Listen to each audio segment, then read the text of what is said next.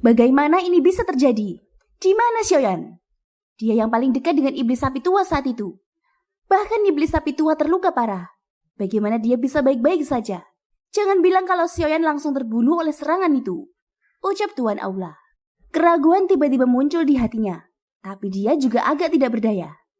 Dia tidak dapat menemukan tubuh Xiaoyan. Dia juga tidak dapat mendeteksi aura Xiaoyan. Karena itu, Tuan Aula ketiga tidak tahu apakah Xiaoyan sudah mati atau masih hidup. Apalagi dia sebenarnya mulai khawatir di dalam hatinya. Bahkan sekalipun Xiaoyan sudah tewas, tapi tubuhnya tidak ditemukan. Hal ini menyulitkan Tuan Aula ketiga untuk melapor kepada pemimpin mereka. Kemungkinan besar dia akan menderita ketika kembali. Itu semua salah iblis sapi tua. Jika aku tidak dapat menemukan Xiaoyan, aku pasti akan membunuhmu, ucap Tuan Aula ketiga, sangat marah dan mulai menyalahkan iblis sapi tua. Namun saat suaranya terdengar, ekspresinya di balik topeng tiba-tiba berubah. Dia berbalik dan melihat ke belakang. Pada saat ini sesosok manusia berpakaian hitam perlahan muncul 10.000 kaki di belakangnya. Itu adalah Xiaoyan. Saat ini pakaian Xiaoyan sedikit compang-camping, wajahnya sedikit pucat dan ada bekas darah di sudut mulutnya. Namun jika dilihat dari sudut pandang keseluruhan, kondisi Xiaoyan jauh lebih baik jika dibandingkan dengan Tuan Aula dan yang lainnya. Ekspresi Tuan Aula sekali lagi berubah ketika dia melihat Xiaoyan yang baik-baik saja. Xiaoyan membuka mulutnya dan tersenyum ketika dia melihat sikap menyedihkan dari Tuan Aula ketiga. Namun dia tidak menunjukkan kekhawatiran sedikit pun. Dia hanya berdiri di udara dengan sudut mulut melengkung. Kemarahan di hati Tuan Aula ketiga terus berkobar. Wajahnya berkedut hebat.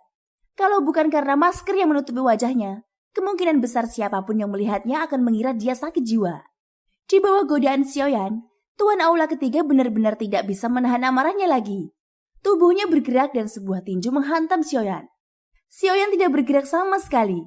Hal ini menyebabkan kemarahan di hati Tuan Aula semakin bertambah. Kekuatan tinjunya juga menjadi semakin kejam.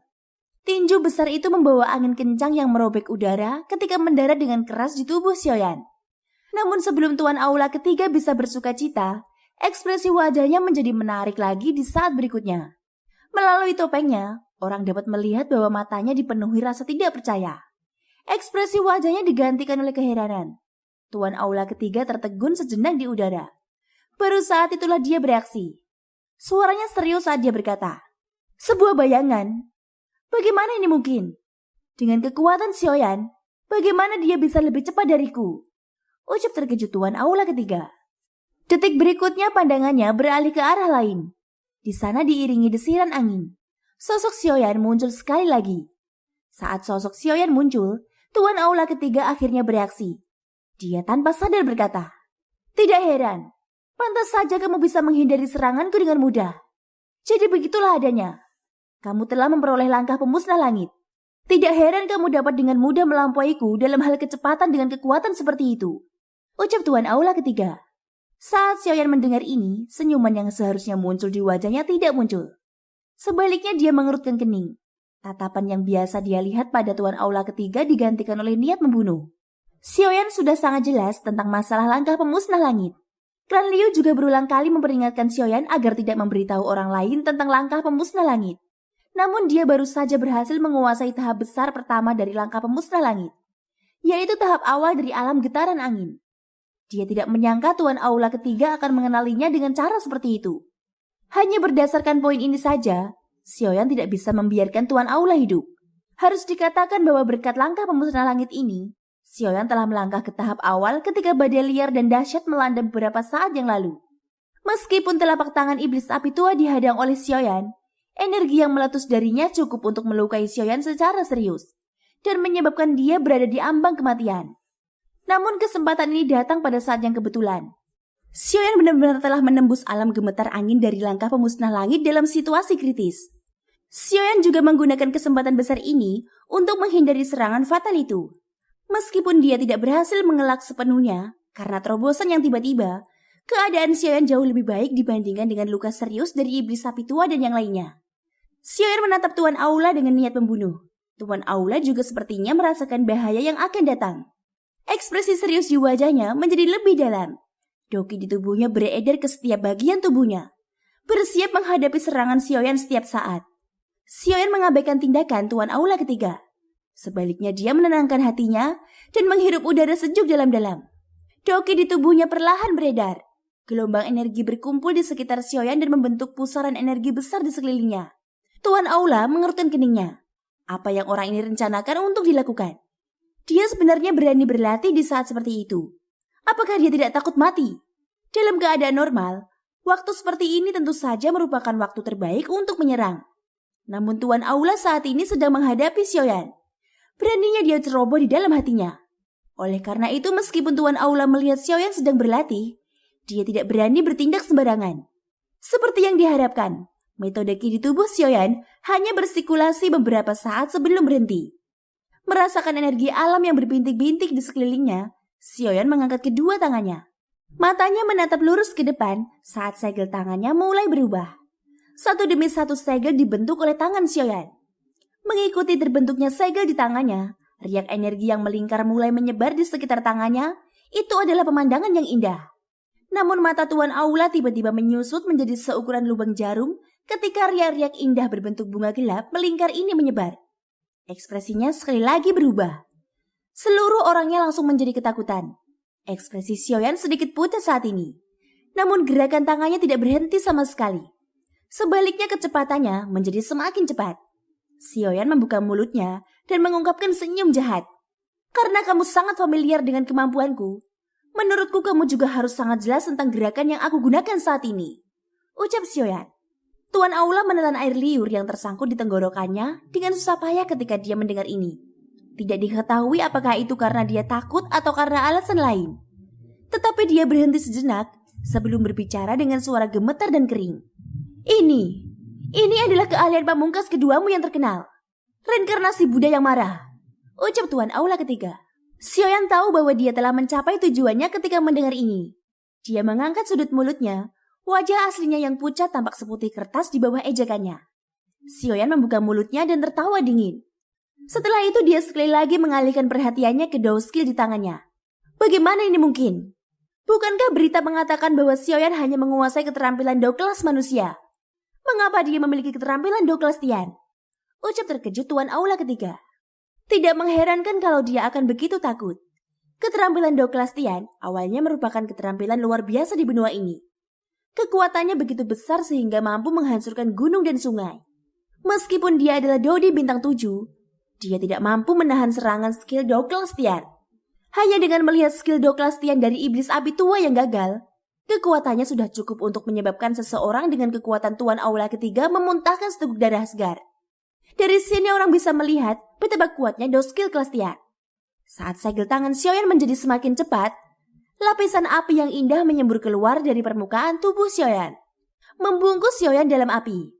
Api surgawi disertai dengan riak energi ketika menyebar dalam lingkaran, itu menyelimuti seluruh area dalam jarak 1000 kaki dari Xiaoyan. Api surgawi menyebar dan membombardir tubuh Tuan Aula ketiga. Suhu tinggi yang tiba-tiba ini menyebabkan seluruh tubuhnya bergetar. Matanya dipenuhi dengan keterkejutan, dan ekspresi wajahnya di balik topeng langsung menegang. Setelah mundur beberapa langkah ke udara, Tuan Aula akhirnya bereaksi sambil terengah-engah. Dia memandang Xiaoyan yang masih mengganti segel di tangannya. Ketika Tuan Aula melihat fluktuasi energi di sekitar tubuh Xiaoyan menjadi semakin intens, baru pada saat itulah dia benar-benar bangun. Kata-kata yang diucapkan Xiaoyan sebelumnya hanya untuk mengalihkan perhatian Tuan Aula ketiga, sehingga dia dapat mengambil kesempatan menggunakan siklus Buddha marah untuk membunuhnya. Pada saat ini Tuan Aula ketiga sudah memahami di dalam hatinya. Xiaoyan dengan jelas memahami bahwa meskipun siklus Buddha marah saat ini merupakan keterampilan Dao kelas Tian, kekuatannya sendiri terbatas. Tidak mungkin baginya untuk membunuh Tuan Aula ketiga secara langsung.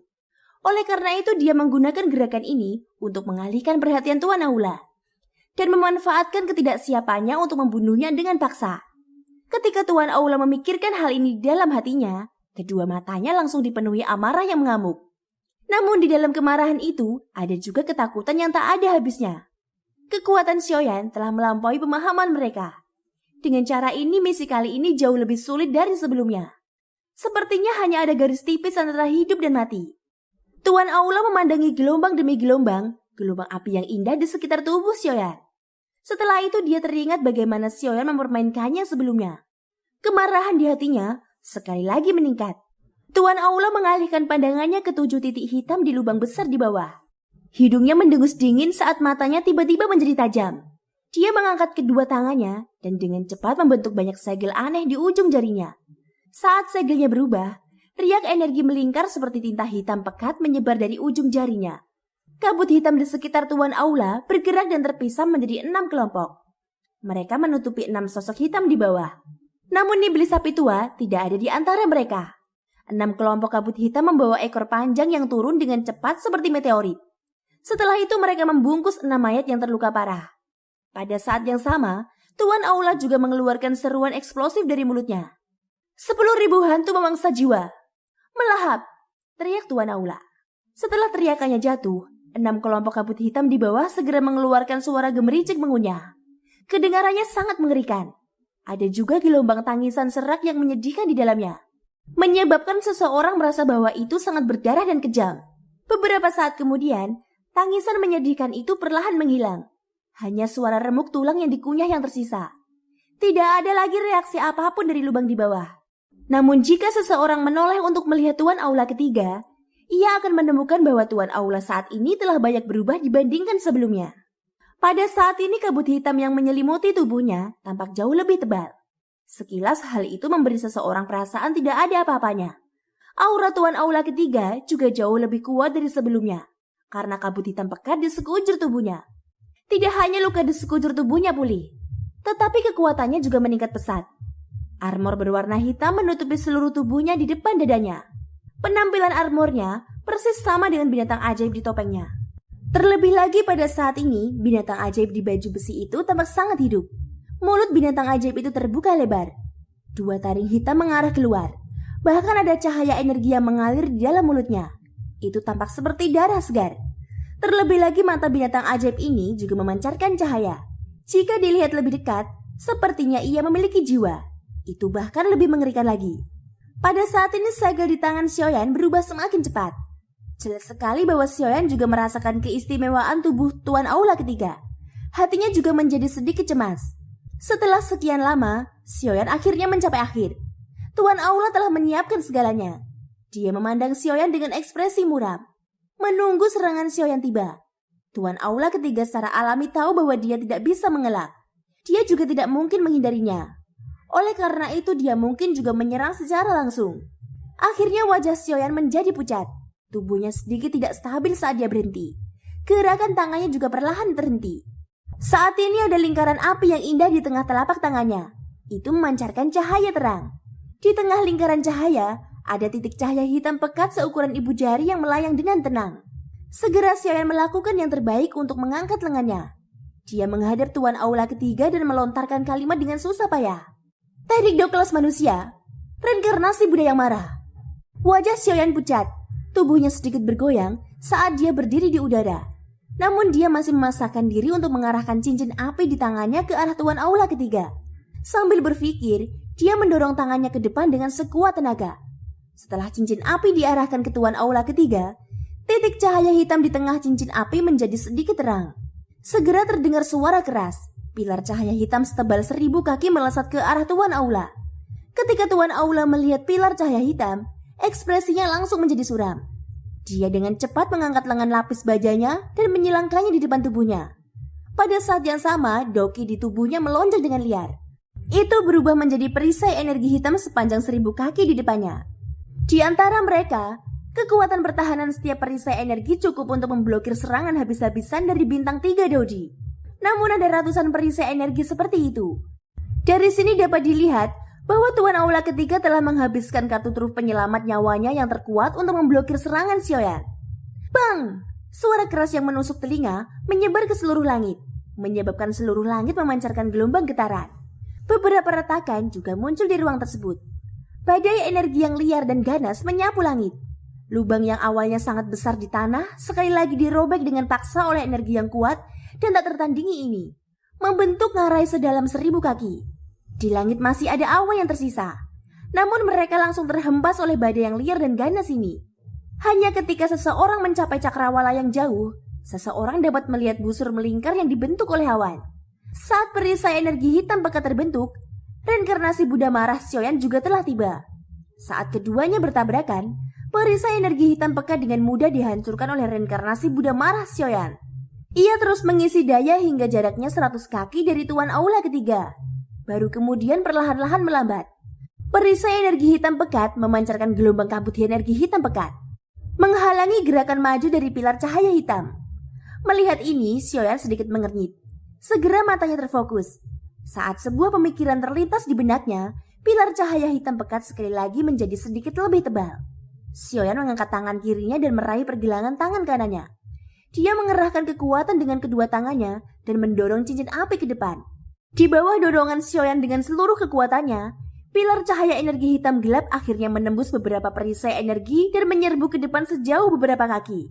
Perisai energi hitam pekat yang serupa diserap oleh pilar cahaya energi hitam pekat karena alasan yang tidak diketahui setelah meledak.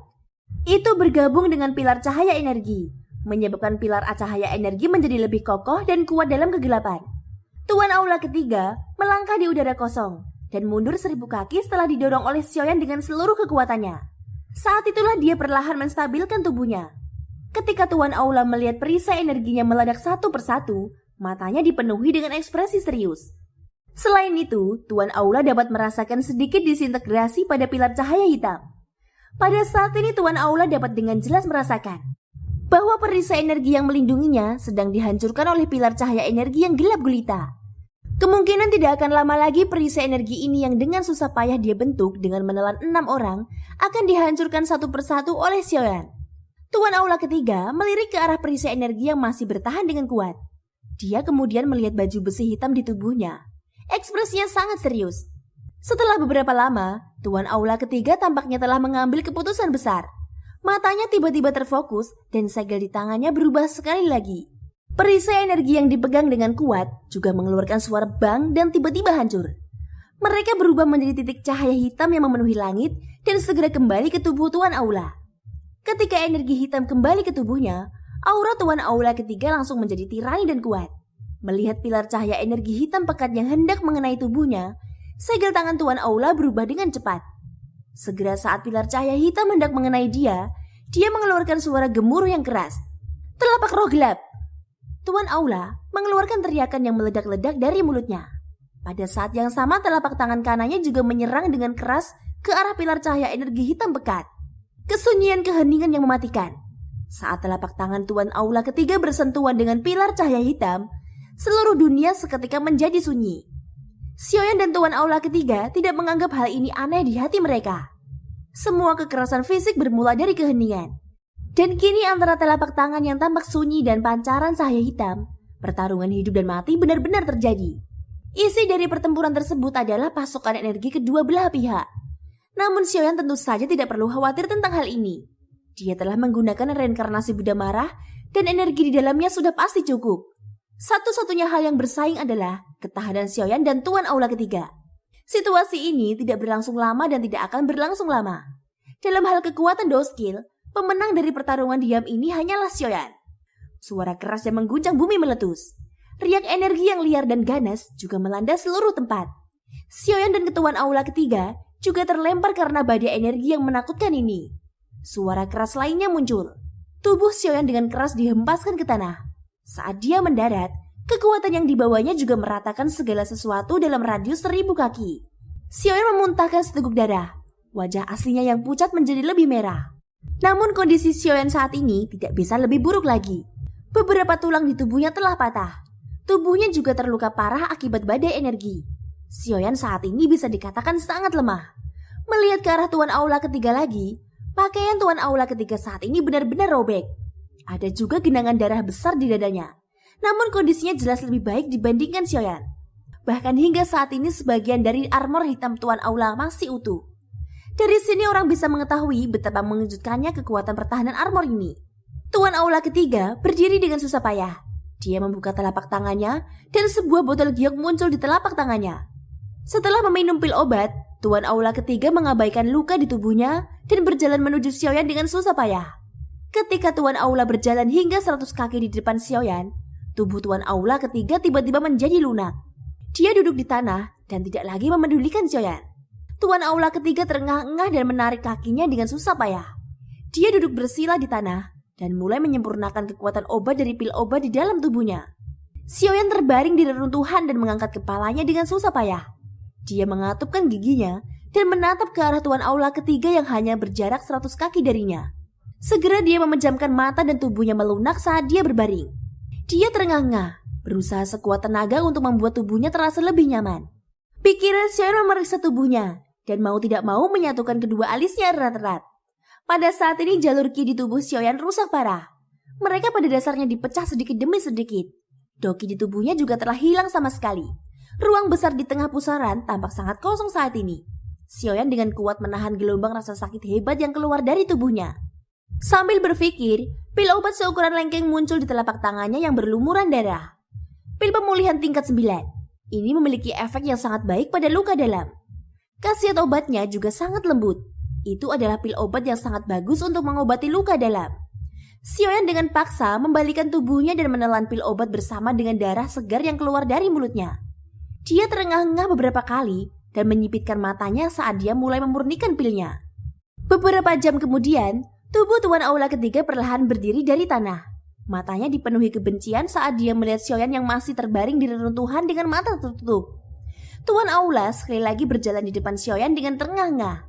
Bahkan udara saat ini dipenuhi bau darah. Segera dia perlahan mengangkat tangan kanannya.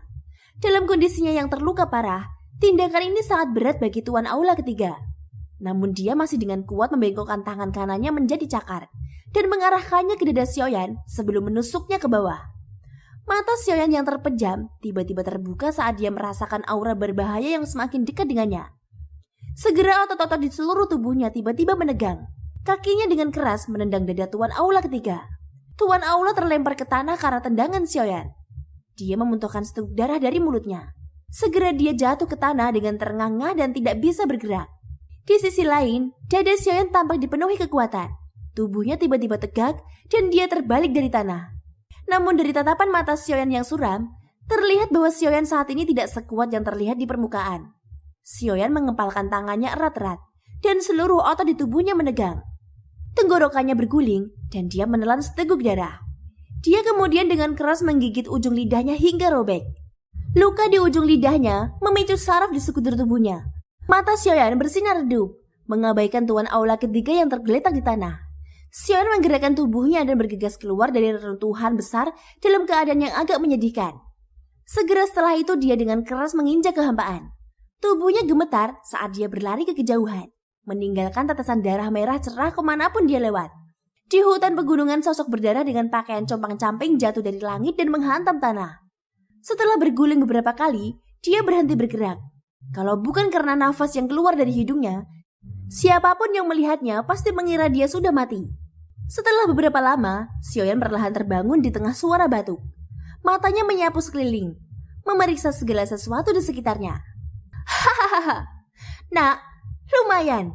Meskipun kamu terluka parah, kamu hampir tidak bisa dianggap mendapat keuntungan dengan mengalahkan makhluk sialan itu sampai seperti itu, ucap Guyao. Tiba-tiba suara tua terdengar dari benak Xiaoyan, menyebabkan Xiaoyan terkejut. Otot-otot yang kendur di tubuhnya sekali lagi menegang. Setelah mendengar siapa orang itu, Xiaoyan akhirnya santai. Tubuhnya yang tegang menjadi rileks, dan Xiaoyan langsung merasakan semua otot di tubuhnya sangat sakit. Gelombang rasa sakit yang menyayat hati terpancar di dalam tubuhnya. Wajah Xiaoyan menjadi terdistorsi, menyebabkan wajahnya yang sudah berdarah tampak semakin menakutkan. Xiaoyan terengah-engah beberapa kali. Dia perlahan-lahan menekan rasa sakit dalam tubuhnya. Hatinya meraung pada Guyao. Orang tua, bisakah kamu memberi aba-aba dulu sebelum kamu berbicara? Kamu hanya menakutiku sampai mati, ucap Xiaoyan. Guyao tersenyum canggung setelah mendengar ini, tapi dia tidak mengatakan apapun lagi. Xiaoyan diam-diam mengutuk beberapa kali di dalam hatinya sebelum mengabaikannya. Kedua matanya terpejam saat dia fokus pada pemurnian pil obat di dalam tubuhnya. Ditambah dengan fakta bahwa dia telah dengan kuat menahan tendangan dari tuan aula ketiga sebelumnya dan telah terbang sejauh ini. Luka di dalam tubuh Xiaoyan menjadi lebih serius. Beberapa jam kemudian Xiaoyan perlahan membuka matanya yang tertutup. Dia menggerakkan tubuhnya sedikit, tapi dia masih merasakan sakit yang tak tertandingi. Xiaoyan diam-diam menghela nafas dalam hatinya. Sebuah pemikiran melintas di benaknya, dan pil pemulihan tingkat 9 lainnya muncul di telapak tangannya. Xiaoyan dengan paksa menelan pil obat itu. Dia sekali lagi menutup matanya dan dengan tenang mulai memperbaikinya.